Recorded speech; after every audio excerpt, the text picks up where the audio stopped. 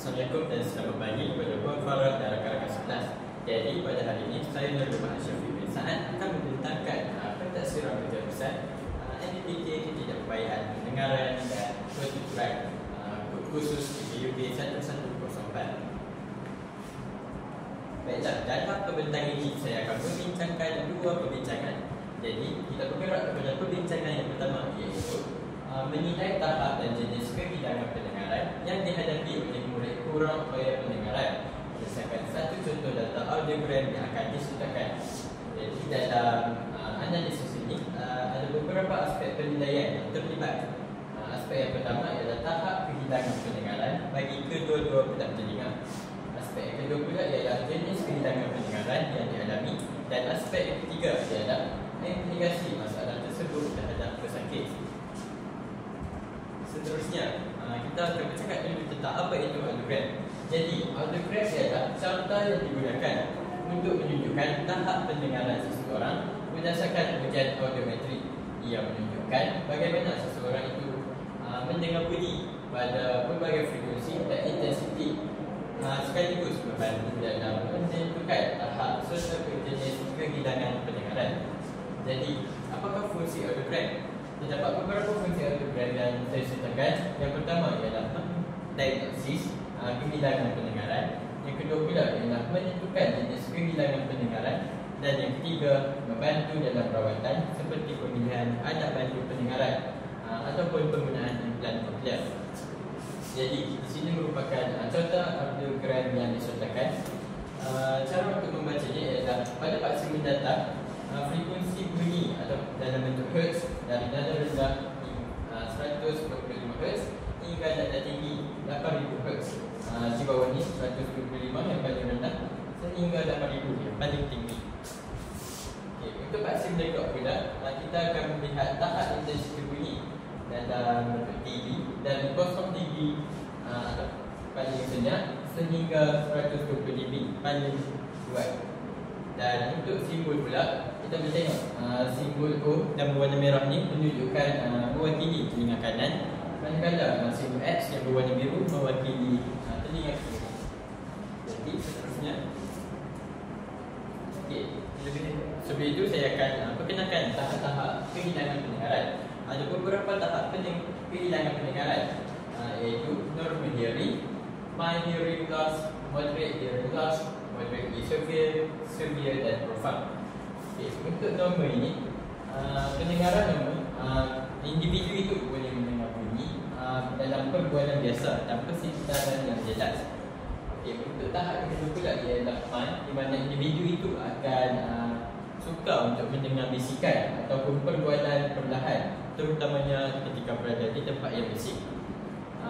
Tahap yang ketiga ialah moderate, di mana individu itu tidak dapat mendengar perbualan pada tahap biasa dan mereka boleh bercakap lebih kuat atau menggunakan alat bantu pendengaran. Okey, tahap yang keempat pula ialah moderate severe. Moderate severe ni individu itu akan mengalami perbualan yang tidak normal, di mana dia tidak dapat mendengar dan hanya suara kuat sahaja yang boleh difahami dan didengar oleh beliau. Okey, jadi tahap yang kelima pula ialah severe, di mana individu hanya boleh mendengar bunyi yang sangat kuat, contohnya on kereta ataupun jeritan, dan individu itu memerlukan alat bantu pendengaran yang kuat, contohnya implan koklear. Dan tahap yang keenam pula ialah profound, di mana individu itu tidak dapat mendengar apa-apa bunyi tanpa alat bantuan, dan biasanya mereka bergantung pada bacaan bibir ataupun bahasa isyarat untuk berkomunikasi. Okey, seterusnya kita bergerak kepada analisis aspek penilaian yang pertama, iaitu tahap kehilangan tadi kedua-dua pedang telinga. Okey, berdasarkan contoh audiogram ini, kita dapat lihat untuk frekuensi yang rendah, di mana 250 hingga 1000 Hz, di sini ni 250 sehingga 1000 Hz berada di bahagian tinggi, di mana bacaan menunjukkan tahap pendengaran berada dalam normal hingga ringan, iaitu sekitar 0 hingga 40 dB. Dan kemungkinan individu ini boleh mendengar bunyi yang rendah seperti suara lelaki yang dalam dan bunyi latar belakang yang perlahan. Seterusnya kita bergerak kepada frekuensi pertengahan sekitar 1000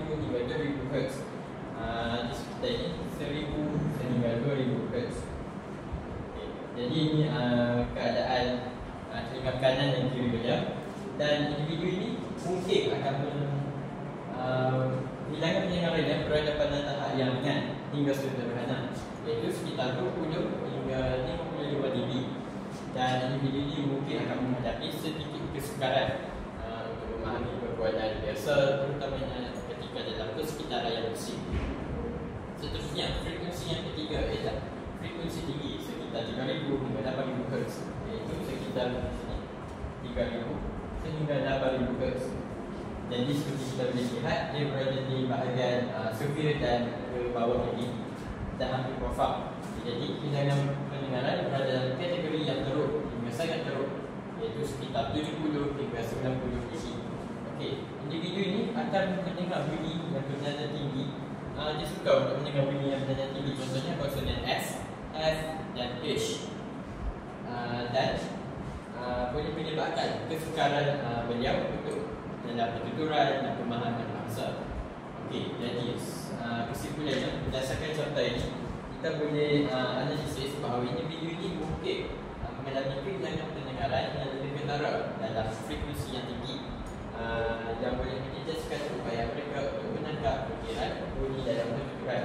Maksudnya untuk bahagian di atas ni, untuk bunyi yang frekuensi rendah, dia masih lagi boleh mendengar dengan baik, tapi semakin dalam frekuensi itu, pendengarannya semakin menjadi sangat teruk. Okay. Dan seterusnya kita pada analisis yang kedua, iaitu jenis kehilangan pendengaran. Okay, sebelum kita cari dulu apa itu jenis pendengaran yang kehilangan pendengaran yang dialami individu tadi, saya perkenalkan dulu jenis-jenis kehilangan pendengaran.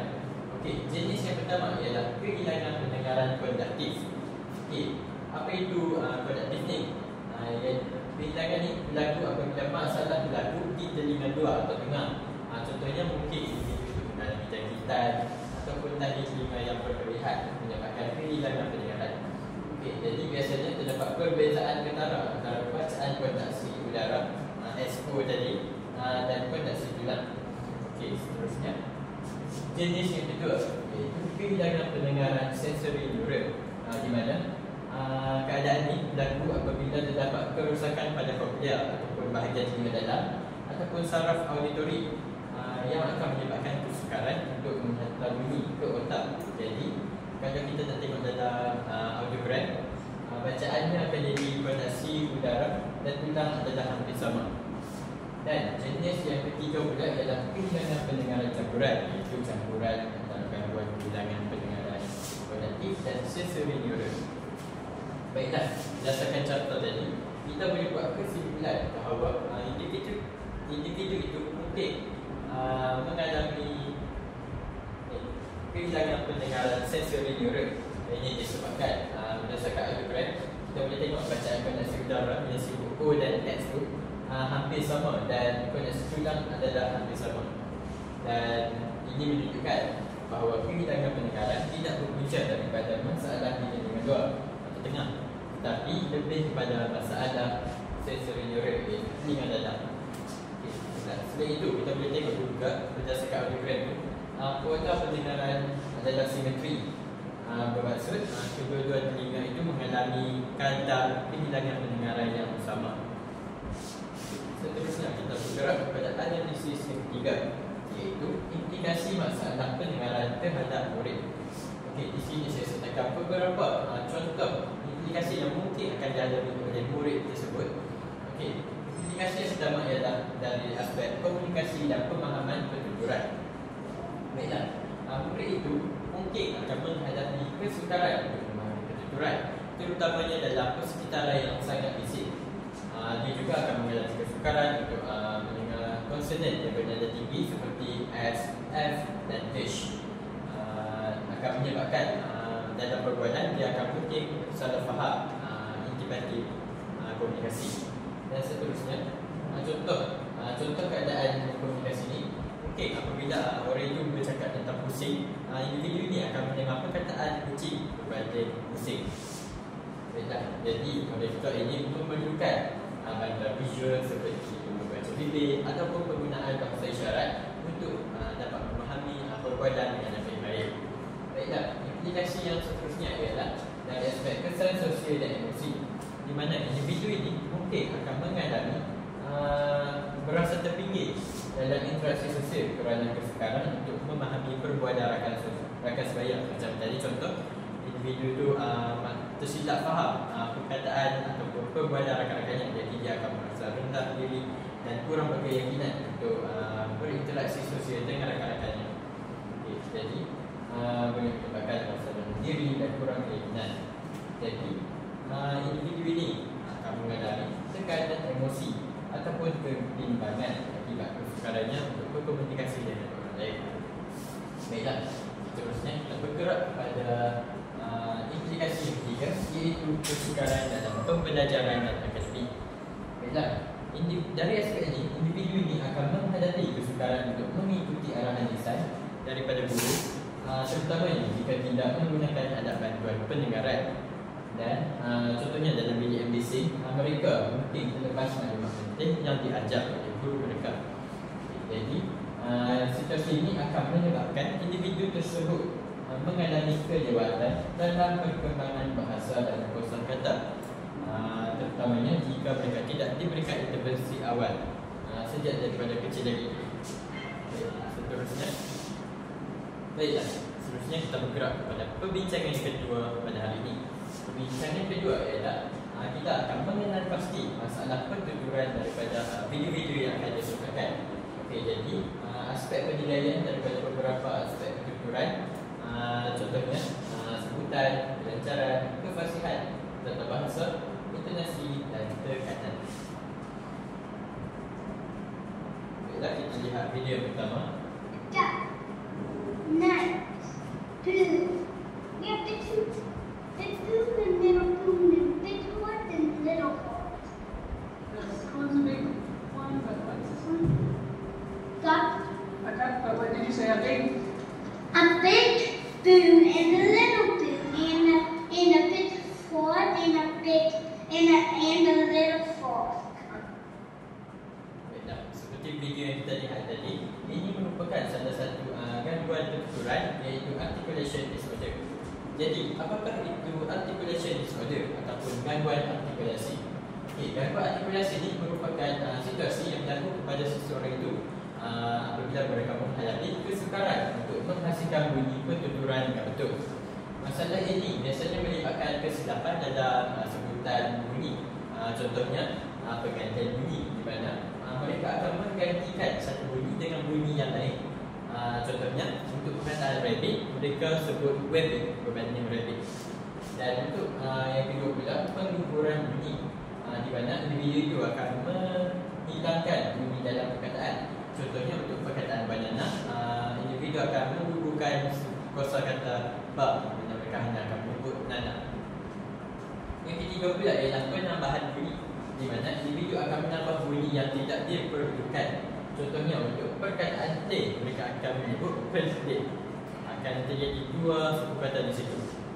Dan untuk yang keempat pula ialah penyimpangan bunyi, di mana individu itu akan menghasilkan bunyi yang salah ataupun dalam bentuk yang tidak biasa.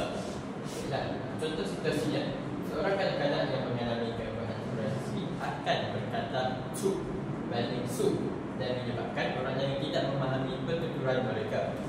Baiklah, berdasarkan video yang kita lihat tadi, ada beberapa aspek pentuturan yang terjejas dalam gangguan articulation disorder ini.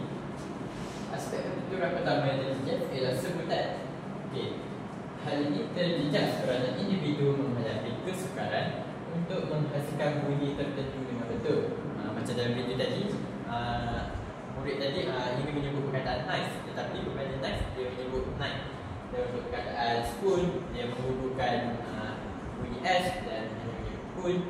Dan fork ni dia menyebut forks berbanding fork. Baiklah, aspek pentuturan yang kedua pula yang terjejas ialah tekanan, di mana murid tadi menghadapi kesukaran untuk memberikan tekanan yang betul kepada kata atau perkataan tertentu. Dan hal ini akan menyebabkan pentuturan mereka kedengaran kurang boleh jadi ataupun sukar untuk difahami oleh orang lain. Seterusnya kita bergerak pada gangguan yang kedua.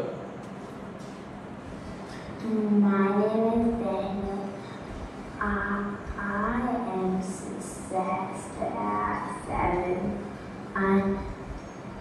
have 7 fish. Baiklah.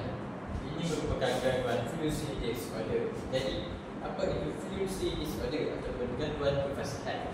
Gangguan kefasihan ialah kesukaran individu untuk dalam kelancaran pertuturan dan akan menyebabkan individu itu mengalami jeda ataupun pause, itu berhenti seketika yang tidak normal ataupun mengalami pengulangan bunyi atau pemandangan bunyi. Contoh-contohnya ialah gagal ataupun stuttering, di mana dia akan mengalami bunyi suku kata atau perkataan. Contohnya seperti ini menyebut memakan ataupun saya nak pergi. Dia akan mengalami pengulangan bunyi. Baiklah, untuk yang kedua pula ialah stuttering, di mana pertuturan menjadi terlalu laju dan tidak teratur menyebabkan ayat tersingkat untuk difahami. Dan contohnya murid yang gagal akan berkata saya suka makan, menyebabkan kesukarannya menjadi kurang semula jadi dan tidak lancar. Baiklah, berdasarkan video tadi kita boleh menilai aspek pertuturan yang terjejas oleh murid tersebut termasuklah kelancaran. Kelancaran itu terjejas apabila individu itu mungkin mengalami kesukaran bercakap tanpa gangguan, contohnya bunyi ataupun suku kata. Macam dalam video tadi, murid itu nak menyebut I am 7 tetapi dia mengalami gagak I am 7. Dia mengalami pengulangan bunyi. Okey, aspek pertuturan yang seterusnya yang terjejas oleh murid tersebut ialah kefasihan, di mana terjejas kerana pertuturan mungkin terganggu oleh jeda ataupun berhenti seketika, pengulangan atau pemanjangan bunyi yang akan menyebabkan percakapannya menjadi tidak lancar. Dan aspek yang terjejas seterusnya ialah intonasi, di mana gangguan kefasihan boleh menjejaskan intonasi kerana individu itu mungkin mengalami tekanan untuk menghilangkan rangka dan menyebabkan suaranya menjadi tersangkut-sangkut. Dan seterusnya kita bergerak kepada gangguan pertuturan yang seterusnya, iaitu voice disorder. Good. I live in a blue house. We have a big bus.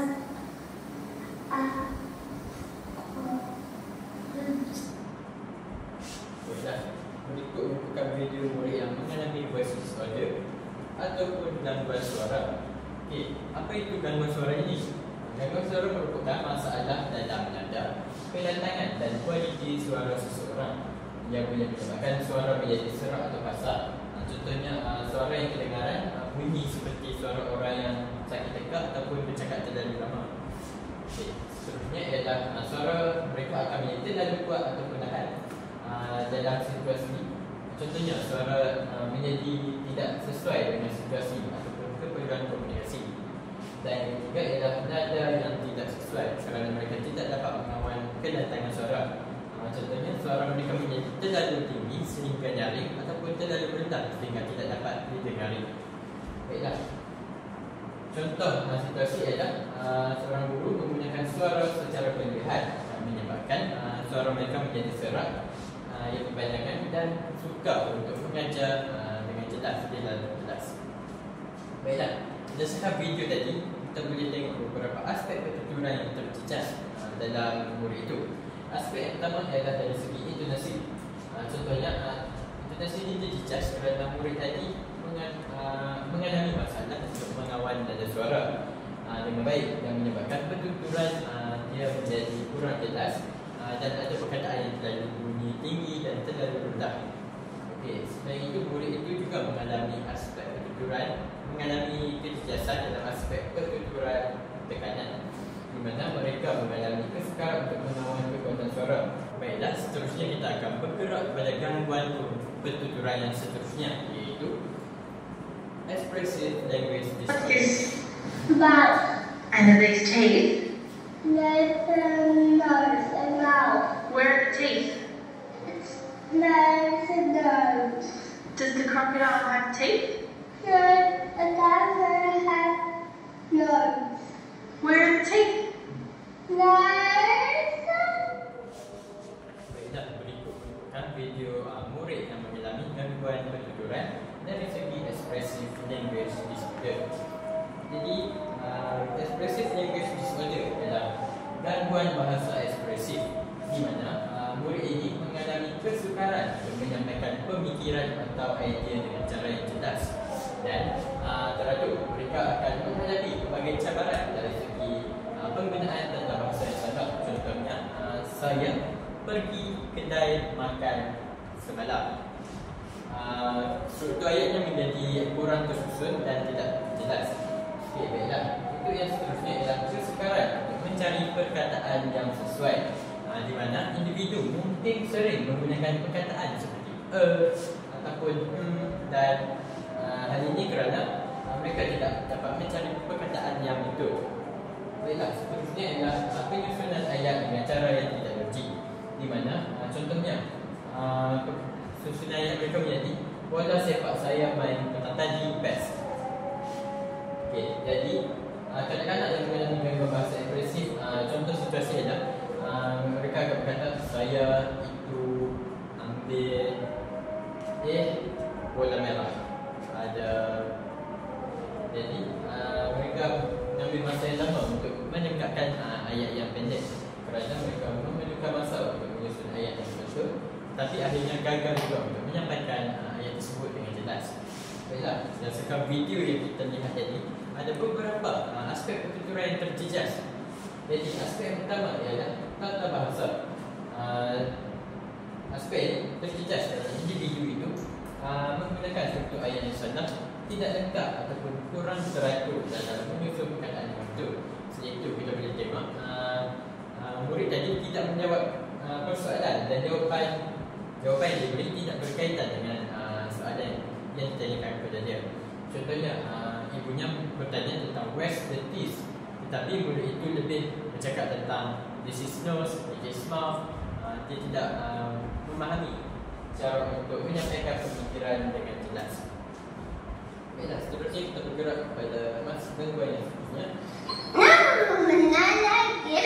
They say talk is cheap.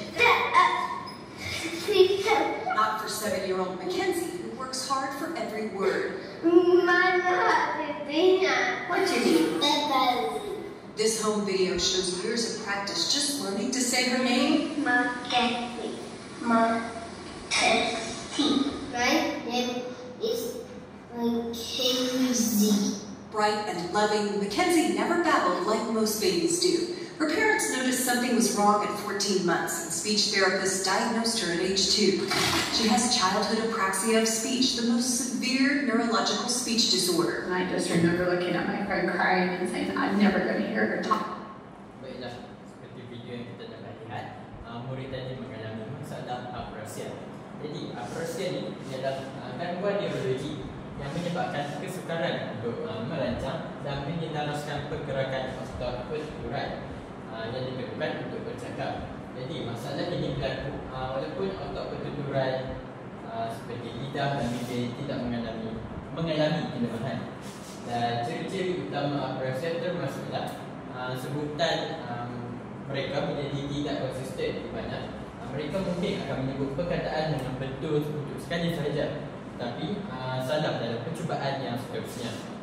Baiklah, ciri yang kedua ialah kesukaran untuk menyusun bunyi, di mana mereka akan mengalami kesukaran dan mungkin perlu berusaha keras untuk mengatakan sesuatu, tetapi akhirnya menyebut bunyi yang masih salah. Dan ciri yang ketiga pula ialah mengalami jeda yang tidak normal, di mana pertuturan mereka menjadi sangat lambat dan kerana mereka perlu berfikir lebih lama sebelum untuk bercakap. Okey, contoh situasi, individu tersebut yang mengalami apraxia akan berkata bola dan mungkin menyebutnya sebagai bola, hampir seperti gagak, dan kemudian untuk lobak dan akhirnya bola kembali setelah beberapa percubaan. Baiklah, berdasarkan video tadi, kita boleh tengok ada beberapa aspek pertuturan yang terjejas terhadap murid itu.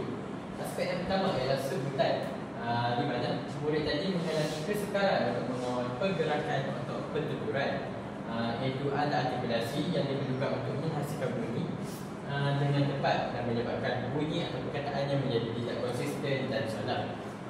Aspek pertuturan yang terjejas seterusnya ialah kelancaran, di di mana murid tadi mengambil masa yang lama untuk mengeluarkan perkataan dengan betul, yang boleh menyebabkan jeda yang tidak terpenuhi dan pertuturan. Dan aspek yang ketiga ialah tekanan, di mana murid itu terjejas dari segi memberi tekanan yang betul pada kata atau perkataan, dan menjadikan pertuturan mereka kedengaran tidak menjadi dan tidak jelas.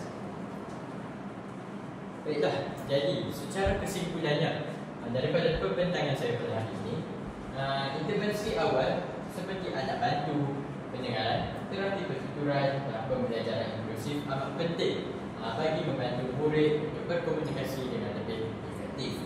Dan sokongan daripada guru, ibu bapa dan masyarakat memainkan peranan yang sangat penting untuk memastikan mereka mendapat peluang yang sama seperti rakan-rakan sebaya mereka yang tipikal dan emas. Dan melalui bimbingan yang berterusan, mereka pasti akan dapat meningkatkan kemahiran berkomunikasi, membina keyakinan diri dan berinteraksi dengan lebih baik dalam kehidupan seharian. Jadi, tamat pembentangan saya pada hari ini. Itu saja daripada saya.